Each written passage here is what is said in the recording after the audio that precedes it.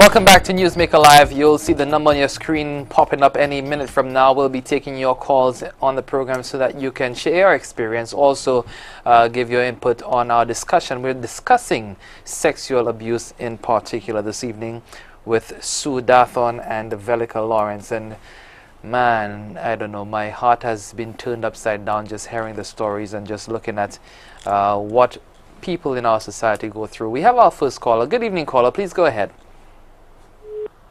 Okay, we lost that caller. We'll continue to take your calls. I hear you say survivors all the time, survivors as opposed to victims. Is that how you like to be called, survivors and not victims? Just before you answer, we have a call. Good evening, caller. Please go ahead. Hello? Okay, we lost that call. Yes. I think your initial stage is the victim stage, where you're in denial or you're trying to understand what's just happened. But I think you move from that to surviving, because for you to get up every day and go to work and act like nothing has happened, you're surviving. And for you to, and most people do it. Look at where we've gotten, you know, and most people who are survivors have moved through the stages and have done everything that they need to, and nobody knows. And I think that's why I say surviving, because you're able to put what has happened aside and used whatever strength you have to move through each day, knowing that you've been violated, knowing that at the end of the day you're going to go home, you're going to lock yourself in your room, you're going to cry, you're going to be depressed, you're going to have all these insecurities and all these extra psychological issues to deal with, but you're able to get up and not let it defeat you. Right, but then that's the first part of it, which is what Sue's saying is to get up and go to work like nothing ever happened. But then comes when you actually realize that it has happened, you're out of the denial stage, and now you're facing yourself and this thing inside of you every day for the rest of your life, until you overcome or get to a certain point where you feel okay within yourself and you're able to take on an intimate relationship or have friends and build trust again, and not be living in a state of betrayal all the time, expecting that and self-sabotaging all the time. There is the victim stage and there is the survivor stage. But again, from a pro-safe point of view, thinking of solutions and healing, we like to encourage people to understand that the survivor state of mind is there to pursue. We have a call on the line. Good evening. Please go ahead, caller. Good night. I'm very grateful for what these two young ladies are doing, because the sexual abuse is something that a lot of us have experienced, and it has destroyed our lives. And I wish I could talk to them personally, so I wish they could give their number. No problem. Oh yeah, that's not a problem. We can be reached at 724-9991. That's my number. Hold on. Oh my gosh. 724. and what we'll do as well, we'll try to put up the number if that is possible. Okay, that would be better. 724-9991. It's a simple one, and we'll try to do it. Mine is more complicated. If we can't put it up on the screen before the end of the show, what we will do, we'll announce the numbers at the end so that you can have an opportunity to record the numbers and give them a call after. Thank you. Thank you very much. Thank you for calling. And there's so many people like her around the place, you know, who have never had that sort of support. It's something, and I know that the phones will be ringing off the hook. We have another call on the line. Good evening, caller. Please go ahead. Yes, friend. Good evening to you and your guest. Good evening. My concern is, I heard what they're saying about is 50% of women in St. Lucia have been abused. Am I correct? Well, no. The statistic is that over 50% of women, their first sexual encounter was forced. Right. How do they arrive at that? How do they know that? You have to be very careful when you come over the media or the air and say something like this. This thing go all over the world. Is there a fact? Is it a fact? How would they get a fact to come Well, usually when those surveys are done or those statistics are given, it is based on a study, and then you have a sample. You take a sample size. People who are involved in statistics and data collection and data analysis, they know how that process is done, and then they come up with those figures. So it's not something that anyone is just pulling out of a hat.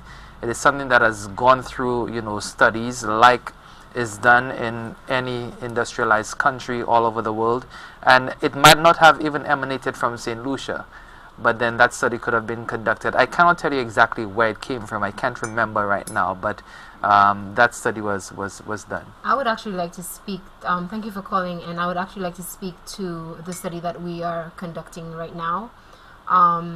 We had only been able to put out information about the study in one newspaper, and we went on probably two we did two news interviews just before, and the study ran for 2 weeks, and in Castries only over last year, where the statistic that we have in the police records show under 10 women a year getting raped in St. Lucia. The statistic that we just pulled up, that we just started generating right now in Castries only, is 45 women. My next concern is it only women that have been forced? No. No, if you everything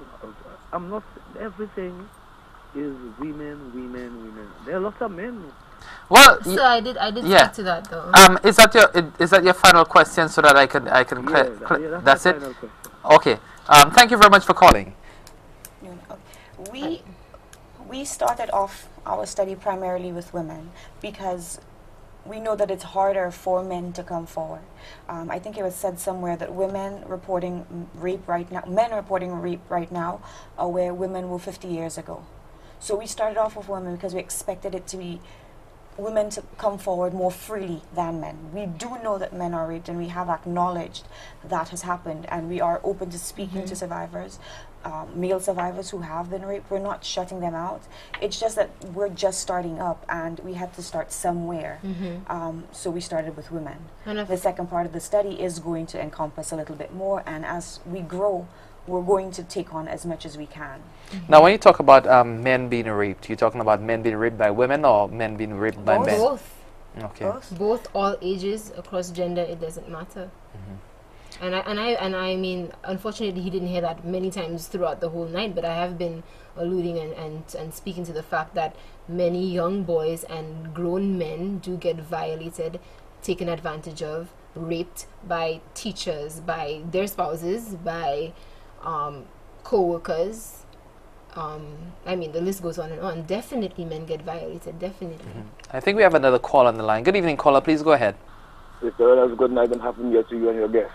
Thank you very much, and you too. Yeah, let me ask your guest a question there. You're talking about sexual abuse. I don't follow me that. I know it's not a nice thing.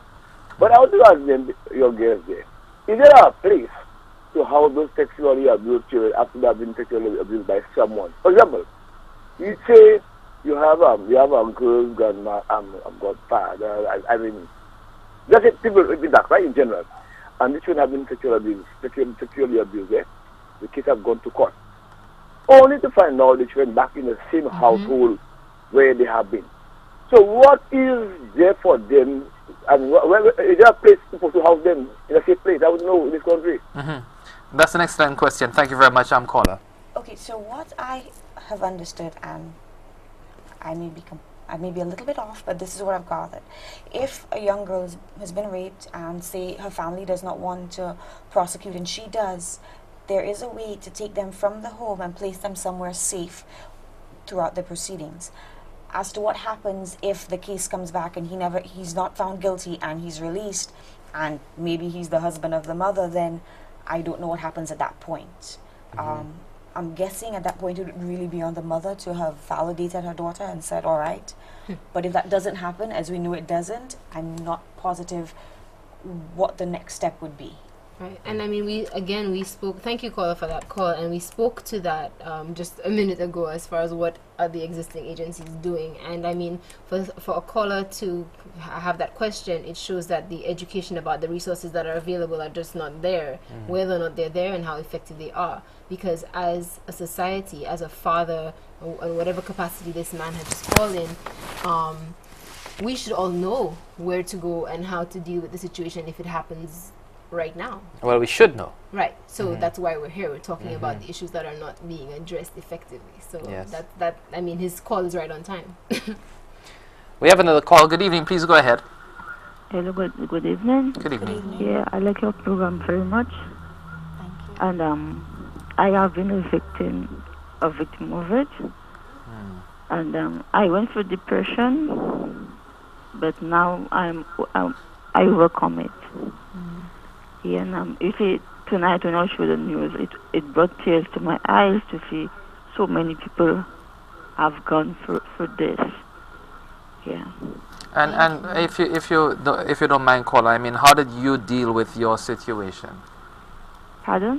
How did you deal with your situation? Well, I was at the hospital. Yeah, I was hospitalized for a few months. Yeah, taking medication and stuff.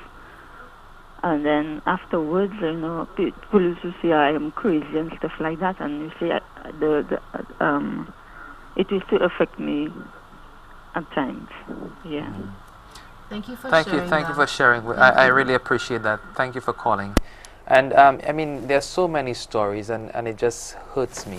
I mean, it takes this emotional toll on you when you hear stories of people being abused, and there is nothing really that is done as far as we can see in our society to assist those people. We have another call.